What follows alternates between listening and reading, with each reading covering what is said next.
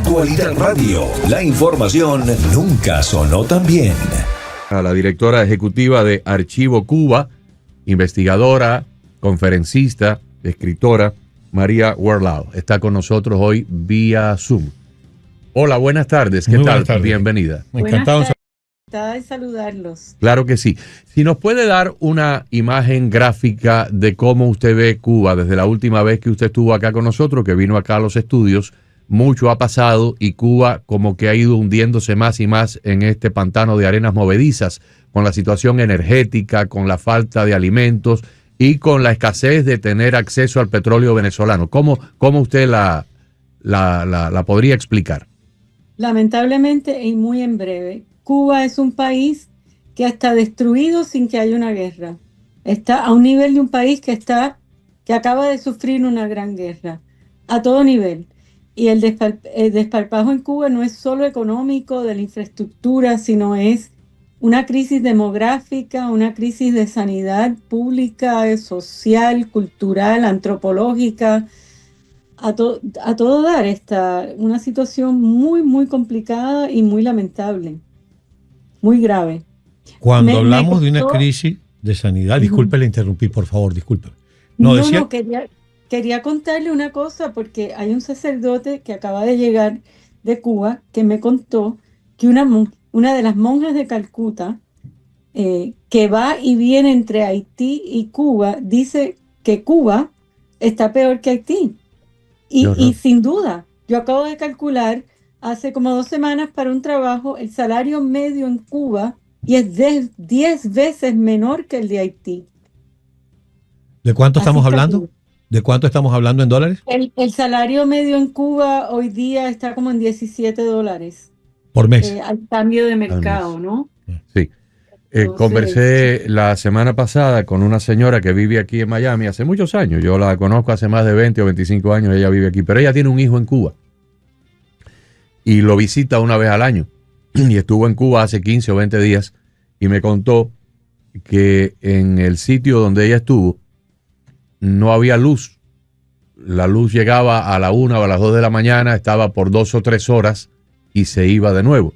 Entonces el acueducto local no tenía agua porque evidentemente las bombas funcionan con electricidad y allí no había generación, o sea, un generador o una planta de generación aparte para el acueducto. El acueducto estaba conectado a la electricidad de la compañía eléctrica y cuando había un apagón, pues el acueducto se quedaba sin agua y por supuesto se vaciaban los tanques y no había cómo reponer el tanque. Entonces venía un camión cisterna y distribuía agua en la calle, a la orilla de la acera, ¿no? A la gente hacía una fila larguísima con cubo y el camión le llenaba el cubo. Entonces la persona a la cual ella fue a ver vivía en un piso número 6, sin elevador, porque digo, el edificio tiene elevador, pero no hay electricidad, es como si no tuviera elevador. Y esta persona vivía en el último piso, en el piso número 6, entonces cuando llegaba por la escalera con el cubo de agua, la mitad del agua se había desbordado. ¿Vale? O sea, es una cosa casi que de un libreto de Los Tres Chiflados. Así mismo. Es terrible. Terrible. Y eso es todos los días, para bañarse, para descargar los inodoros, para cocinar.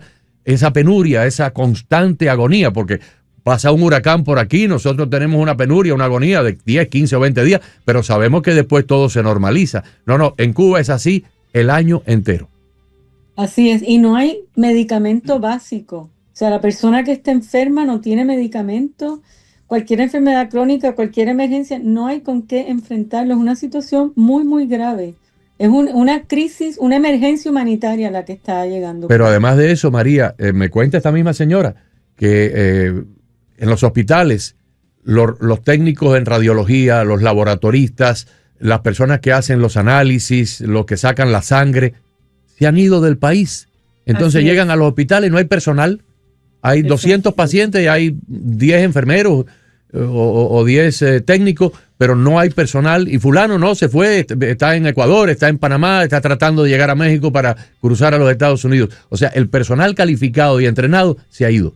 Y Cuba se está envejeciendo. Y el que queda lo exportan para generar divisas en las misiones médicas estas, que mandan enfermeros, técnicos, los pocos especialistas que hay al exterior a ganar dinero para mantener la dictadura en el poder. Además, como una modalidad de esclavitud, María, porque entiendo que, voy a poner una cifra, no conozco la cifra real, aunque he conversado con algún que otro médico que estuvo en misión en Venezuela y que ahora me lo he conseguido aquí en Miami. No sé, $8,000 por médico, de los cuales solo 300 o 400 van para el profesional de la medicina, y eso cuando ellos deciden que le van a pagar, el resto va todo para la dictadura. Entonces, si tú envías 5,000, 10,000 médicos a misión, a 8,000 cada uno, imagínate cuánto le queda a la dictadura y cuánto le queda a quien se ha convertido en un esclavo de la dictadura. Déjeme nada más que dar un ejemplo. Hace ya unos cuantos años, hace 10 años, mi familia y yo nos fuimos a Barcelona y tomamos un crucero de la compañía MSC por el Mediterráneo. Y conocí allí al médico, al oficial médico del barco. Usted sabe que en todos los barcos va un médico que es parte del cuerpo de oficiales, un médico cubano. Y cuando él se enteró que yo era cubano, me dijo, mira, mañana si quieres pasa por el camarote tal ahí, que es mi oficina, y vamos a conversar un poco. Y bueno, nos pusimos a conversar. La naviera le pagaba al gobierno cubano $3,000 por mes.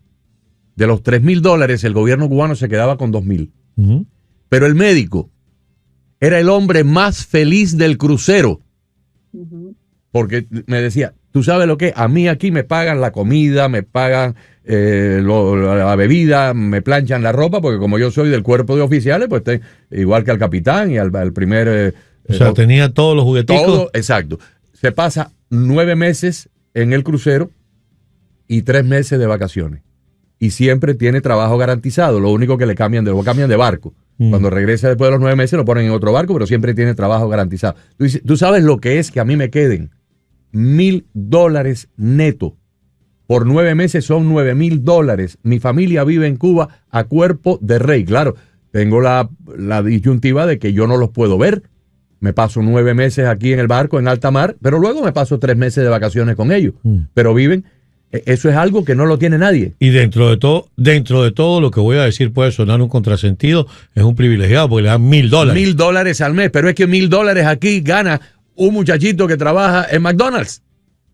Así es, porque hoy día el salario medio de un especialista grado 2 en Cuba es 5,810 pesos cubanos, ¿Qué equivale? que se traduce en $17, $18 al mes. Al mes. Entonces, Oye, esta modalidad de esclavitud es posible porque esencialmente todos los profesionales de la salud en Cuba, como la mayor parte de los trabajadores, son esclavos de un gobierno totalitario, si no, no funcionaría. Entonces, por supuesto que ganar el médico del crucero es de los mejores que yo he escuchado, porque él tiene cubierta su comida, sus gastos en el crucero, pero hay otras misiones como en Qatar, en Arabia Saudita, donde viven mejor, ¿no? Igual el gobierno le confisca, depende del país, porque todos los acuerdos se negocian distinto, ¿no? Le confisca entre el 98% y el 75% del salario, dependiendo del país. Bueno, Entonces, se llevaba el 66, le quitaban el 66. Los ingresos por los servicios de salud y de atención social, que ellos lo agrupan, ahora le cambiaron el nombre a cómo lo reporta la Oficina Nacional de Estadística, ahora le llaman servicios culturales, sociales, y no me acuerdo qué otra cosa, porque ellos confunden las estadísticas así, pero la partida es igual. Le genera a Cuba oficialmente, según reporta la ONEI, hoy día, para el último año que se informó fue el 2023, $4,4 mil millones anuales, que es la principal fuente de ingresos del país. Ahora, hay otro tema, porque Agustín hablaba hace unos minutos con usted del tema del agua, del tema de la electricidad. Sabemos cómo es el tema también de los alimentos. Se ha conversado hasta el cansancio en esta estación cuando conversamos con gente incluso desde allá, desde Cuba. Ahora, hay otros temas que se tocan poco y que también preocupan. Por ejemplo, la recolección de basura. Hay un problema sanitario importantísimo. Gente que nos ha contado que ya no saben cuántas veces a la semana no pasa el camión, no las veces que pasa, porque no pasa nunca. Y luego el tema, y esto lo viví de cerca porque una persona que conozco acaba de perder un familiar en Cuba, y más allá del dolor que eso significa, lo que más le preocupa es que no hay ataúd, no hay en qué transportar el cuerpo de un ser querido. Es decir, hasta lo más elemental de lo que puede ocurrir en una familia, que un anciano ya vivió su tiempo acá, en este plano, falleció y no hay cómo enterrarlo porque no hay caja, etcétera, etcétera. Esto ya no es una crisis humanitaria, esto es dantesco. Es dantesco, exacto. Los cubanos viven peor que en la Edad Media. ¿Cuántos siglos después, no? Las edificaciones se caen encima de las personas. Es todo, o sea, todo. Lo de la basura, Japón ha donado no sé cuántos carros de basura, camiones especializados, China ha donado autobuses, o sea, ¿qué nos recibe Cuba en donación y demás? Es un estado parásito para lo demás y nada sirve porque es que el modelo está fracasado, salvo en la mantención del poder y en la propaganda, la desinformación y la explotación de su fuerza laboral en Cuba y fuera de Cuba. Porque ese es el mecanismo que ellos utilizan para mantenerse en el poder. Es que es un sistema, como todos los sistemas estatizados, que no funciona. Les voy a hacer un cuento de la época de las cavernas. Cuando yo tenía 11 años de edad y vivía en Cuba, para los que no son cubanos, y para Carlos y para los que no son cubanos, los niños cubanos, cuando llegábamos a sexto grado, teníamos que ir a la escuela al campo. La escuela al campo era un plan de trabajo de estudiantes que iban a labores agrícolas. A mí me llevaron a una distancia como a unos 50 o 60 kilómetros del sitio donde yo vivía. Yo vivía en el interior, yo no soy de La Habana, yo vivía en el interior de la provincia de Matanzas. Y me llevaron a un sitio donde se cultivaba tomate. Una región muy plana, no había montañas y una tierra sumamente fértil. Cuando llegamos ahí, los primeros 4 o 5 semanas sembrábamos el tomate. Venían unas matitas de tomate como de 3 o 4 pulgadas con 4 o 5 hojitas. Venían en un depósito de tela, ya con un poquito de tierra. Hacíamos el surco y sembrábamos las matitas. Y ahí nos pasamos como 4 o 5 semanas en eso. Luego nos cambiaron para otro terreno donde ya era para recoger el tomate. Este tomate no es el tomate de ensalada, es un tomate que tiene como la forma de una pera y es para hacer puré. Bien, nos daban unas cajas de madera y había que recoger el tomate, se llenaba la caja y se ponía la caja a la orilla de una carretera de tierra porque ahí eran donde venía el camión a recoger las cajas. Todas las semanas se podrían cientos de cajas de tomate porque además había un sol que rajaba las piedras. Entonces ese tomate tú lo recoges de la mata y lo tienes que refrigerar pronto porque si no se empieza a podrir. El camión estaba roto o el chofer del camión no iba a trabajar ese día o no había combustible o se rompió una pieza de repuesto, no aparecía y el camión se pasaba 2 o 3 días y ese tomate languideciendo al sol se empezaba a podrir. Cuando se pudren 4 o 5 tomates, la epidemia de contagio pasa de una fruta a la otra, a la otra, a la otra, y la peste que coge eso ahí es terrible. La ineficiencia del sistema. O sea, en cualquier otro país. Esa misma historia yo se lo he oído en distintos tiempos en las escuelas del campo, de mucha gente. O sea, eso era sistémico. Yo te puedo decir que de ahí de ese tomate se perdía el 30 o el 40% simplemente porque se podría. Así es. A la orilla de la carretera porque no lo recogían a tiempo. Entonces, ¿cuánto esfuerzo tirado por la borda, por gusto? Y así es todo. En las industrias del café, del tabaco, todo siempre es el mismo problema porque como la gente no trabaja para su bolsillo, sino está trabajando para enriquecer la dictadura, pues la gente no le pone amor, ¿no? Así es. Exacto. No, mira, y eso de las escuelas del campo, valga la aclaración, lo que costó crear esas escuelas en el campo, eso fue una millonada.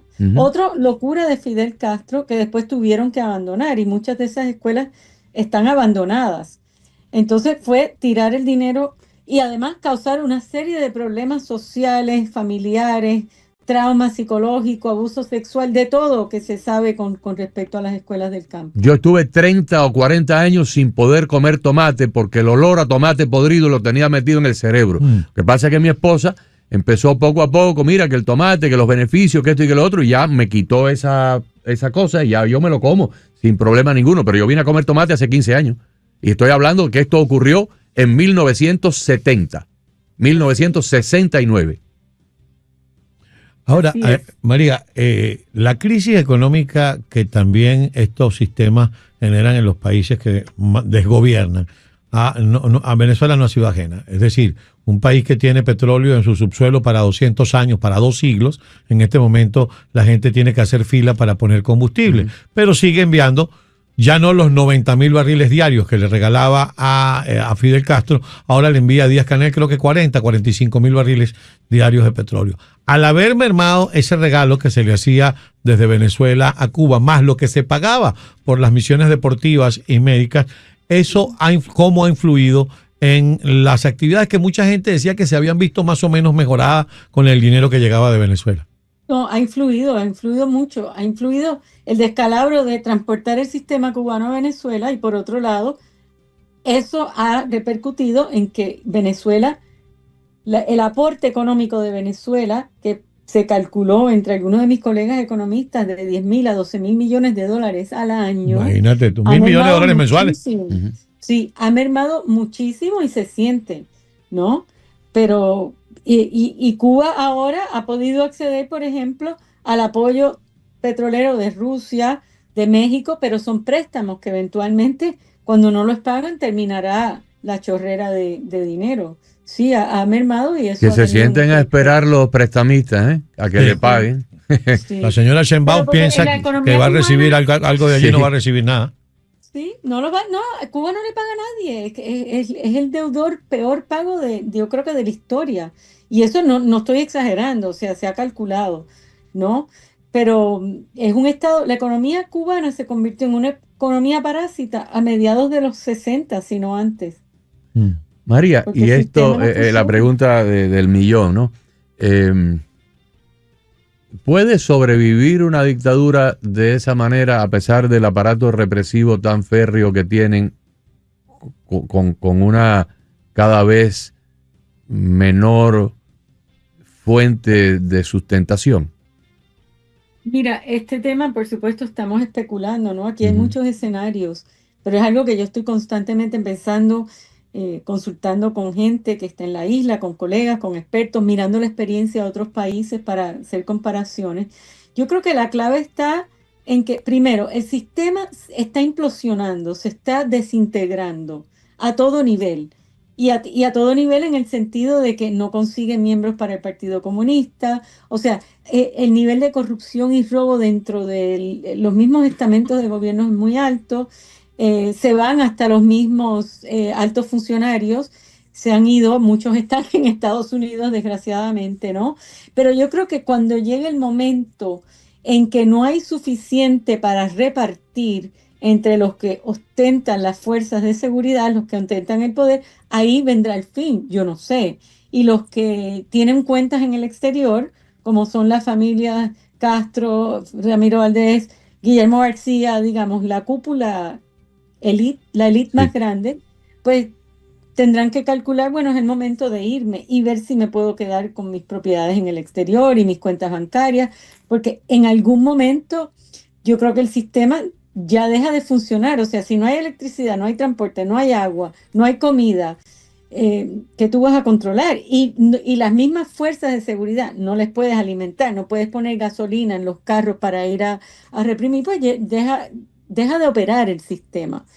Pero no sabemos porque, mira, por ejemplo, un país como Haití, que ha vivido una crisis humanitaria sistemática por décadas, ahí está. Y están las gangas en la calle y aunque Kenia se supone que esté poniendo orden, no lo puede controlar. Entonces, ¿hasta qué punto puede llegar Cuba a parecerse a eso? Desgraciadamente está por verse. Yo no creo que es sostenible. O sea, se va empeorando y no hay forma de mejorarlo a menos que venga un cambio radical y una reestructuración de la economía y de la sociedad. Pero ¿hasta cuándo va a durar? Yo no sé. Siempre se ha hablado, y lo hemos conversado en este programa con algunos analistas cubanos, del tema de la explosión social. Pero Agustín y ustedes decían algo hace unos minutos que tiene que ver con la migración. La gente joven está migrando, se ha convertido en un país de gente mayor, y la gente mayor no sale a protestar ni tumba gobierno. Entonces, los jóvenes, por ejemplo, vieron lo que ocurrió el 11 de julio del año 21, donde muchachos de 14, 15 años y fueron llevados a juicio sumario y castigados con 12, 15, 20 años de prisión, y terminan diciendo: yo prefiero emigrar a que salir a protestar porque ni recibo el respaldo y termino preso con 15, 20 años de prisión. Los jóvenes tumbaron a Mubarak, los jóvenes tumbaron a Ali Saleh en Argelia, los jóvenes fueron los que tumbaron al presidente de Ucrania en el año 2014, cuando las protestas de la plaza de Maidán. Son los jóvenes. Cuba ha perdido más de 500,000 de jóvenes en los últimos 4 años, de una población que era de 10 millones, ahora es como de 8 y medio, yo no sé, creo que vi una estadística esta semana de 8 y pico millones, Sí. Pero en los últimos 4 años ha perdido Cuba más de 500,000 de jóvenes menores de 35 años de edad, muchos de ellos era la masa calificada, los tecnócratas. La población cada vez se envejece más y esa población envejeciente, enferma y hambrienta no tumba dictaduras. Sí, pero los que quedan están aterrorizados También. porque lo que ellos hicieron después, la respuesta al 11J en Cuba fue muy contundente. Y la gente, ahora el gobierno, fíjate que con los apagones estos, deja que la gente vaya a la calle a gritar, a sonar olla, porque de ahí no pasa. Y después se van para su casa y no pasa Exacto, nada. de ahí no pasa. Así es. Entonces, eso, yo creo que el sistema está implosionando. Además, yo siempre he pensado que, a diferencia de esos ejemplos que tú citas, un estado totalitario tan férreo como Cuba es muy difícil que se caiga de abajo para arriba. Se dan una serie de factores, por ejemplo, en los países del ex bloque soviético, donde sí vino de abajo, pero porque había un colapso de poder desde arriba y Rusia no mandó los tanques tampoco.